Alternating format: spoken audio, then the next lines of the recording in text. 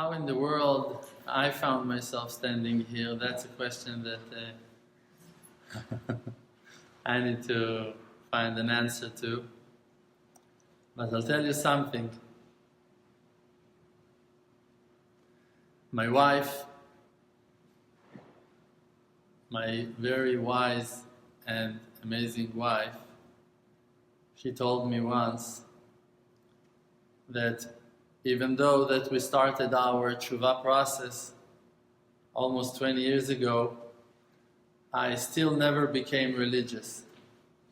That's what she told me. So it's interesting. You look at me, and for you I look very religious, frum, Hasidic even, long beard, just like a penguin, everything like. But religion is one thing, and faith is another thing. To have faith in the Creator, that's something I worked on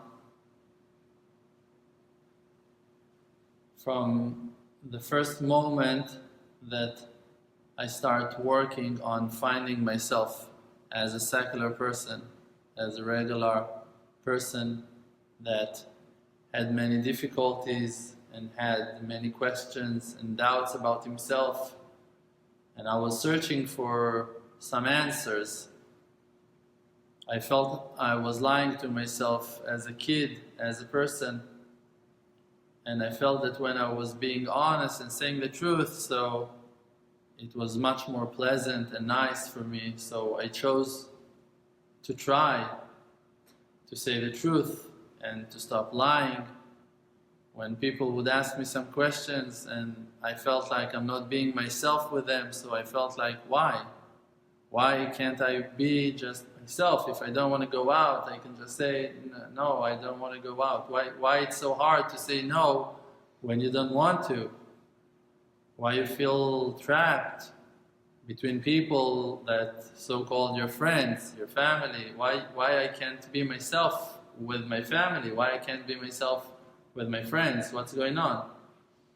And when I start looking for my true self, just to be myself, not to pretend, not to imitate others, not to try to make other people like me by pretending to be someone that I'm not to dress for other people, not to go to certain places for other people, just to be simply who that I am. That's where I found the Creator. That's where I found that my true self is an inner self and not an external body. Because I saw that my body was going to places that my soul refused to go. But my body was stronger because I gave my body the authority. I gave my fears the power to take decisions for me. And I crowned in those days my fears and my desires, my lusts over my inner voice. And that's where I lost myself. But when I start finding myself, I realize that I have an inner connection to something that is much, much bigger than I. Because when I start asking myself certain questions about my existence, about my nature, about my being, thoughts that I had about faith, about how the world runs and what's going on here, and connections and emotions, feelings, I started receiving answers from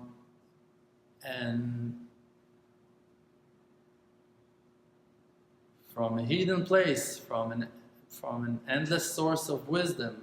I start realizing that there is someone over there that is able to hear my thoughts and to come up with answers, that is able to provide the wisdom that I'm lack of as a person that is seeking for the truth.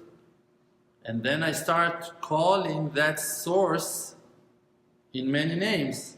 First it was my inner voice, and it could have been my inner child, and then it became cosmos, and it depends in the last book that I read, depends in the last conversation that I had. I tried. Once I had a conversation with a good friend of mine that converted to Judaism, and he's very happy with his decision to convert. But he asked me a very brave question, and he said, I'm going with that question for a long time, and I can't find an answer. Maybe you will be able to answer me. He said, today, I don't believe in Jesus. I believe only in the Creator. I don't believe that no other person got spiritual powers or he's beyond other people. I believe only in one Creator. I believe that Hashem, the Creator, Elokei Israel, the God of the nation of Israel, He's the King. That's my simple faith today. But I have a question. What's your question? And he said, when I was Christian, when I believed in Jesus, in those days I was praying to Jesus. I was asking Jesus to help me, and He was. I was being answered, he said. He said, I was calling Jesus and He was answering me. So how should I deal with that? I don't believe in Him today. I know He's not true. That's what he said. But He was answering me. I told him, listen, my good friend. He was not answering you back then. It was the Creator that was answering you in those days. And the Creator couldn't care less in which name you're using to call Him. You were innocent when you were calling Him. You just called the truth. You called the source of life. And you used the name that was familiar for you. That's how people, your parents, your community, your life taught you that you should call Him. So you called Him. But the Creator of the universe, the source of light, He knew that you were aiming to Him. So He answered to you. There can be people today that will be religious from birth, Jewish religious, that they will be Hasidic, that they will grow in shul, that they will live all their life learning Torah and praying in synagogues and learning in Cheder, Talmud Torah, and they will be great scholars. And they, while they're learning, they will misinterpret the right way of learning. When they will call the real Creator with His real name, and they're not really going to call Him.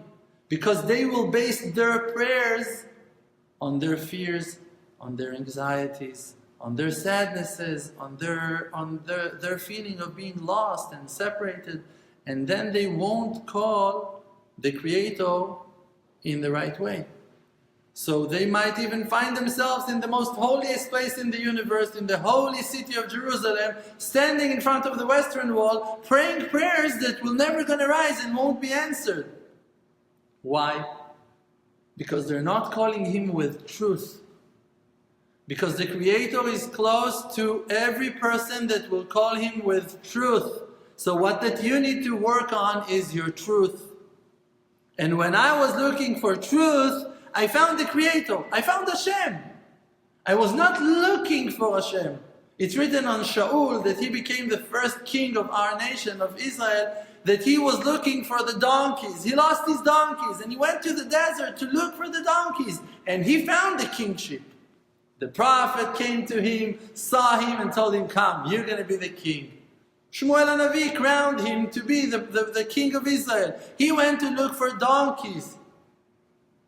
But he really went from the heart, because he cared about the donkeys that were belonged to his father. And he went with an honest heart, with a simple heart. And Hashem told Shmuel the prophet, go to the desert and there you're going to find the first king of Israel. And it was him. Hashem made that combination. Why? Because Hashem saw the heart.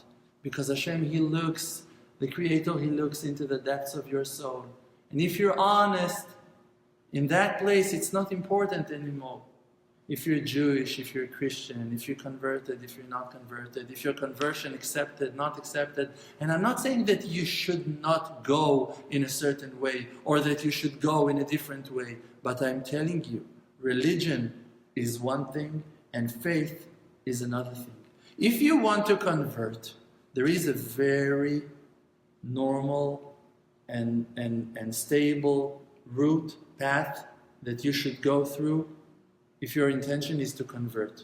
Not every person can convert you. I cannot convert you. I don't know the rules how to convert a person. Come to me, ask me to convert. I cannot convert you. I don't know how to do that. You need to go to qualified rabbis that knows how to convert, and they're going to help you to convert if you have the tools to do that. And I'm not promising to you that it's going to be easy or that you're going to be accepted. But if you want to achieve that and that's the goal of your life, go for it. Go, do it, succeed. But if you're not doing it, it doesn't mean that you cannot believe in the Creator. It doesn't mean that you cannot serve the Creator just because you have not been accepted or that you have not been converted or not been converted yet. Or maybe you don't want to convert but you just want to believe. It's also okay. That's what I've done. Like, I didn't convert. Hashem made me to be Jewish, but if I think that if I would not born Jewish, I would not convert. That's my thought. If you ask me my honest thought, if I would wake up as a Christian to believe in Hashem, I don't know. I don't have the urge to become Jewish. Even that I'm Jewish, it's not some, oh, I'm Jewish. I'm not going in the streets proud being Jewish. I'm very proud of having faith. I'm very happy and proud of myself to have that strength and the power to believe in the Creator in my life struggles, in the difficulties of my life. I'm very proud of myself walking in the path that I went, seeking for the truth. In that I'm very proud, super proud of myself. I'm also Jewish, but I don't see no reward or something that I deserve as being Jewish because my mother is Jewish. And also she's Jewish because her mother is Jewish, was Jewish. My grandmother, she was Jewish. And it's going back to Mount Sinai, to certain families. It's not something you do. Rabbi Nachman of Breslev, that he was a great-grandson of the Baal Shem Tov, the founder of the Chassidut, very big section in Judaism. Something very, very big, and he was a very holy man. No one is arguing on his holiness and on his purity today at all. And that person, Rabbi Nachman of Breslev, that he is also, by the way, from the family of King David. His legacy is going back to ancient days, to the family of King David. From the same family, very, very holy root. And he once asked himself out loud, when his student Rabbi Natan was standing close to him, and he asked,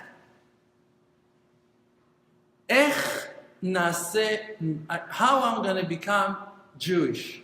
How I'm going to become Jewish?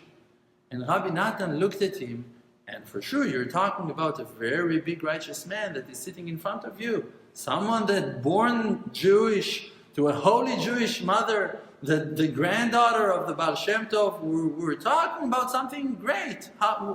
Why is he asking how I'm going to become Jewish when he's Jewish? After a while, he was holding a certain book that calls today Sefer Hamidot, the book of attributes, or the book of Aleph Bet. That book is a book that Rabbi Nachman himself wrote. It's a book that contains quotes from our ancient books, from the Talmud, from the Mishnah, from Midrashim, from all the scripts that we have, of advice of how to work on your attributes, how to fight against anger, and how to achieve happiness, and how to get over sadness, and how to break your desire for food or your lust for women, or how to drop those imagination of chasing after the honor. And on every attribute, on every section, he quoted, he brought lists of sources of wise, amazing advice from the sources on how to win that battle against the evil inclination. And then, one of the days, he held that book, and he told his student Rabbi Natan, the same one that was standing in front of him when he asked that question, how I'm going to become a Jew? And he told him, I want you to know that that book made me Jewish. That book. Why? Because he read that book? No. Because he was working on his attributes. To be Jewish, it means, in a bigger concept, larger concept than regular conversion, it's to be someone in the shape of God. It's to have the shape of the Creator inside of you. It's to let the light of the Creator shine from your being, that people that will see you will smile to you because they saw you smiling to them, that you will say hello to every person, you will say shalom, that you will be able to accept everyone and to respect everyone, to love, to appreciate, that you will contribute and give and influence in a positive way in every step that you will make in your life. That your life will be spiritual life of giving, life of support, life of love, of peace, life of understanding of your mission in life to be a good person that leaves a good impression in the world, to his children, to his family, to all of his beloved ones, to his neighborhood, to his hometown, to his community, to his nation, to the world, to the nations. That's the real mission of a Jewish person. Now, I tell you, you can do it even when you're not Jewish. You can be an amazing person without being Jewish. You can just be an amazing person. Just be an amazing person. That's the purpose of your life. To be an amazing person.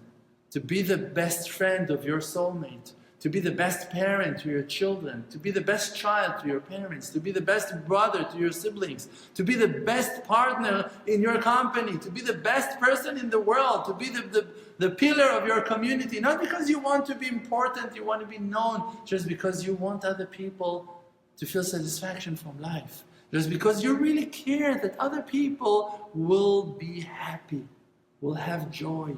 Will see success in their effort. That they will not feel empty-handed.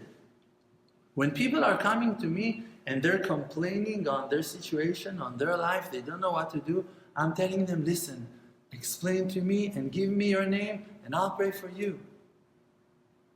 There are places that you should stand. You cannot, if there is a beggar, a homeless, a poor person, he doesn't have food, you cannot cross in front of him and say, oh, Hashem Yazor, Hashem will help him. I hope Hashem will support him. No.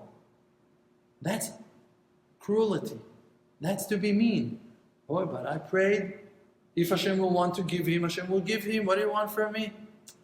No. Hashem wants you to give. Hashem wants you now to give. Hashem wants you now to go to how you call that? Subway? Buy him a sandwich and feed him. That's what you need to do. You need to buy him a burger now. You need to buy him a sandwich. You need to give him $5, $10, $20, $100 bill. Something you need to give him. There was a homeless now, I saw it in the news a few days ago in Israel, they just put it on the news. A person in the US, I think, a homeless. He saw a car that stuck on the highway. And he went to that car to try to, a homeless walking, nothing to his skeleton, and he saw that car stuck, and he went and he saw a woman stuck in the car. He asked her, what's going on? She said, I stuck with no gas. He took out the last $20 bill that he had, probably got it from someone. He gave her his last money. He had the $20 bills. That woman was a very rich woman. She took that money from him because she didn't have a choice. She put that beggar with her in the car. And after that, she filled gas. She went and she collected money from friends and whatever. She collected an amount of $300,000 for that poor guy. And she rebuilt his life. Only because she saw that he was ready to give the last penny that he had to help a person. And he said, it was a dangerous area. I didn't want her to stay stuck over there in the middle of the night. She saw in his eyes that he was ready to give, so she was willing to give from her side. And she was able to, so she did. And that's what we need to do. The verse is saying, you need to do as much as you find that you have power in your hand to do that. Not more than that. If you find that conversion is too hard for you, no one asked you to convert. If you find that to be a huge high-level scholar that finished all Talmud, all Shas, all Gemara, Talmud Bavli and Yerushalmi, finished all the books, know them by heart, if it's too much for you, if it's because of your age or because of your obligations or because of the wars that you went through until today, so no one is expecting you to do that. The Creator, He is Father of mercy. And we need to understand it before we're following other people's opinions, that they are guiding us with judgments. You must do this, you must do that. If you're not going to do this, you're not fulfilling your obligation. If you're not doing this, a friend of mine that I met a couple of days ago, this morning, we sat and talked. He told me, listen, when I was just speaking to the Creator from my heart, I felt so connected. But when I started to pray from the siddur, from the books, I start losing my connection. I told him, you're right. You start losing your connection in that day.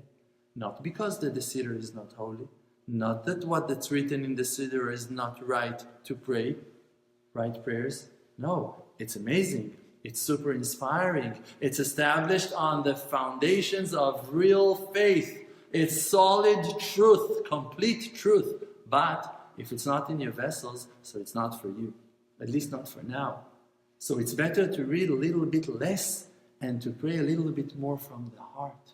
If you find it too hard to do something, it's not the will of the Creator from you. Maybe for me it's amazing. Maybe for your best friend, that's the right way, highway. But if it's not for you, so stop chasing after other people's dreams and become realistic to find the roots of your inner connection to the truth, to the Creator. So religion is one thing, and faith in the Creator is another thing. And we, at least I am for sure, and that's why we bought that domain Emunah with so much money, we are Mevakshe Amana. We're seeking for faith. We're looking for faith. We're looking to believe in the Creator. You're Jewish, you're not Jewish, you're part of the nations, you don't know who you are. You're seeking for the truth, you have a place with us. We don't need you to convert, to believe in the Creator, because we didn't do anything except of looking for the Creator in our life. So now, as a Jew, as a Jewish person, we have certain obligations, we need to keep certain rules. There are certain things that we cannot do together. We cannot get married, we cannot marry our children, we cannot drink from the same wine. We have certain obligations, certain things that are dividing us because the Creator decided to make a certain difference. But it doesn't make no one better than the other. I'll ask you now a question. In the holy days, when the nation of Israel were coming to the temple in the holy mountain in Jerusalem, and they would come, who would serve them? When Israeli people would come, who would serve them? The Kohanim. The Kohanim were the servants in Beit HaMikdash. It's a certain part of Israel that were chosen by the Creator using Moshe Rabbeinu to define those people, the Kohanim, the Levites, to serve in the temple, in the holy house of Hashem. Now, all of that celebration was for the nation of Israel. The Kohanim were not enjoying those hours. They were sweating, they were running, they were sacrificing themselves. That was their obligation, that was their effort, that was their time of sacrificing themselves for the noble cause of helping the nation of Israel when they're coming to meet, to see the face of the Creator in the holy days, in the holy place that had been chosen by Him in Jerusalem. Great. Now, who would you say that is more important? The slave or the one that is enjoying the master? Of course you would say, Am Yisrael, they're so important, the nation of Israel, that they received from heaven Kohanim, servants, that will run for them. So now, we as people, Israeli, that receive pleasure and help by the Levites, by the Kohanim, so we're respecting them. We'll let them walk in front of us. We'll let them read in the Torah before of us. We're respecting them because they're helping us. We have gratitude to them. We have appreciation because that they're helping us so much. But I'm asking you, what will happen in the third temple? Hashem is saying when the third temple will be rebuilt, so then, Atem tiyu li mamlechet kohanim vegoy kadosh. All of the nation of Israel become to be a kingship of kohanim, a holy nation of servants that will serve the nations that will come. We will be the light to the nations. What will be that light? To help. We will spend our time explaining and helping, giving the people a hand and helping them to come closer to the Creator. When that day will come, we will achieve our purpose. What our purpose will be? To be servants to those ones that are coming to learn about the Creator. That's the highest level that a person can desire to. To become a real servant means to put other people in front of you in line, to help other people, to support, to build other people, to coach, to love them, to explain to them, to have patience for them, all the way to be ready to sit with them for hours, for days, for weeks, months, years, until they're going to understand. And then we will be light to the nations, means that we will serve in the third temple like that the Kohanim and the Levites were serving in the first temple and serving us. We will serve the nations that will come to know Hashem. So who is more important? We said before that in the end, the master, the one that is receiving the pleasure from his slave, he's more important. Now it's true, the master is enjoying the Kohanim, so he's respecting his slave. He's respecting the ones that are helping him. He's got gratitude, he's full of appreciation. Hey, you helped me so much.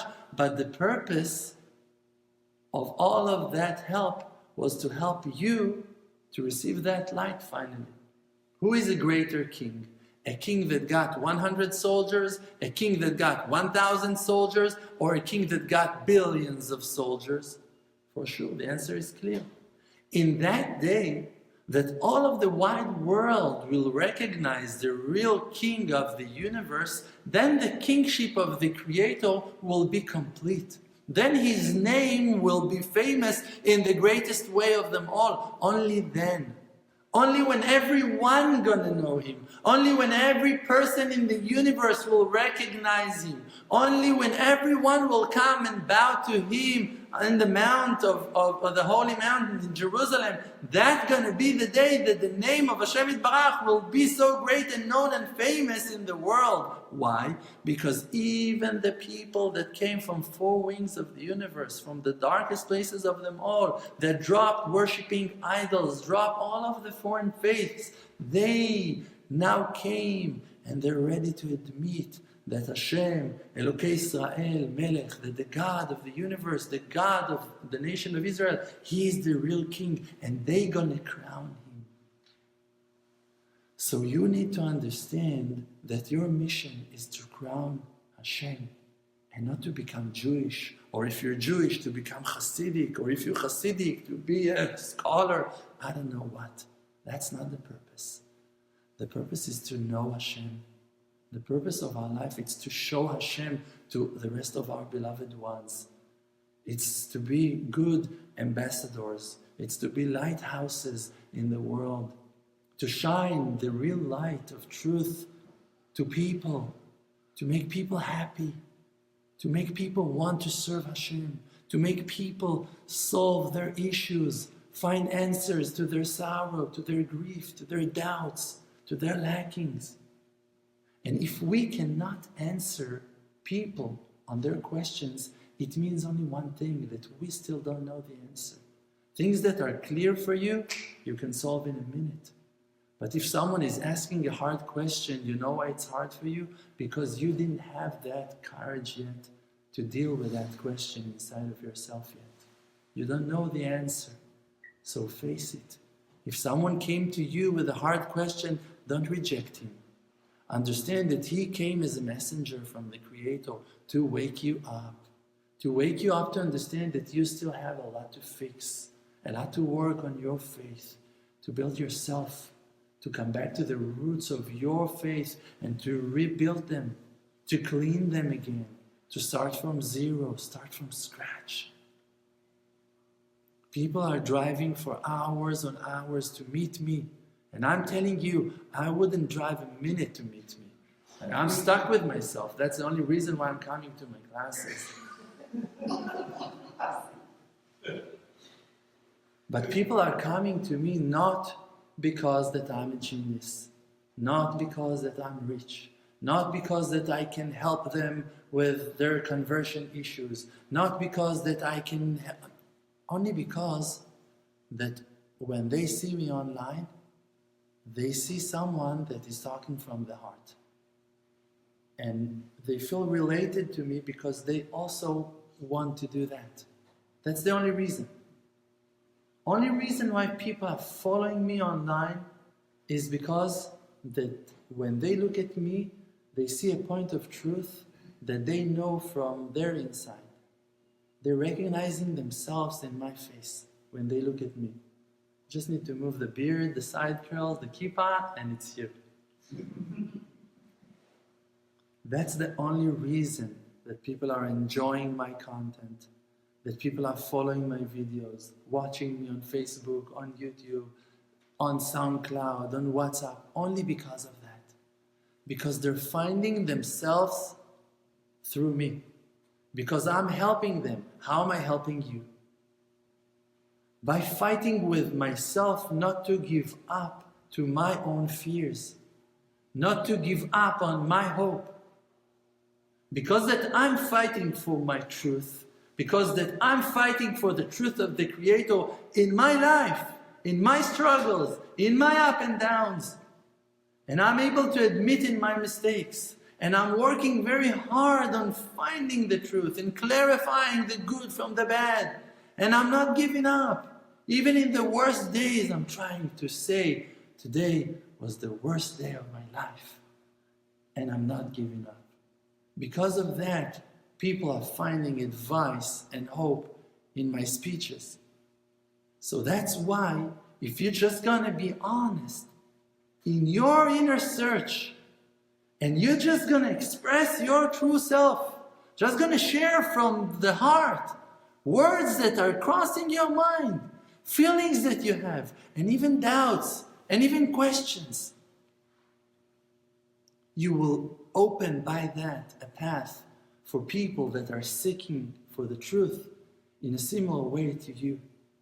And that's the way that the thousands of people that are surrounding me today will become millions. When you're going to open your mouth and start spreading your thoughts, and when you're going to do that, and you're going to do that, and she's going to do that, and she's going to do that, that's going to be the time that the light of the Creator will spread and will wash the universe with the light of faith, with the light of emunah, real emunah, emunah in Hashem, emunah in the Creator that is good. Today we're struggling with faith. It's hard to understand how can it be that Hashem is good. People are suffering. People are losing their minds, struggling for the truth, trying to catch up, trying to convert, trying to do tshuva, trying to be good and failing and falling and crashing. And you say, hey, what's going on? I'm working so hard and I don't see no hope. I don't see no salvations, no redemptions, only destructions and only pain and sorrow and diseases and sicknesses and plagues and difficulties and piles on piles of difficulties and things, crises and what's going on? And those questions are questions that must be answered. And the only way to answer those questions is by not being afraid from the war, from dealing with the hardest questions, facing the hardest doubts, and not giving up on hope. If you have a question that you want to ask, you have someone to ask. You know why you haven't been answered yet? Because you haven't asked it fully. You haven't asked it completely. You haven't asked it with truth. Hashem is close to everyone that will call Him with truth. If you have not been answered yet, it means that you have not asked it completely from the heart yet. I saw my prayers being answered in thousands. I was standing and asking for things and I was being answered again and again and again. But there are some things, I must say, that haven't been accepted yet, that I have not received them yet. Why? Because I have not understood the message of the Creator yet completely. I haven't gone all the way with Him completely until I'm going to find the answer. There are answers to all of your questions. You just need to be brave enough, strong enough, not to back off from that path that will lead you to the truth. Conversion will not give you the answers. To become religious won't give you the answer to your doubts, to your fears. Only to be a person of truth, a brave person that is able to admit when he's wrong, to confess, to apologize, to ask for forgiveness, to try to fix as much as he can. That's a real person that will find the truth finally. Only by going with inner strength to find the truth, no matter what it's going to cost him, no matter how much he's going to have to sacrifice. The search for the truth, it's the strongest and hardest task of them all. The one that will seek it will find it. Thank you very much. I bless you all to find true happiness and success in your life, satisfaction from serving the Creator in the right way, the path of emunah, real faith. Amen. Thank you. In this world, in this period of time, we have a mission. What's the mission? The mission is only not to forget the Creator, to remember that it's all He, never to fall in the trap of all of those coverings, of all of those husks.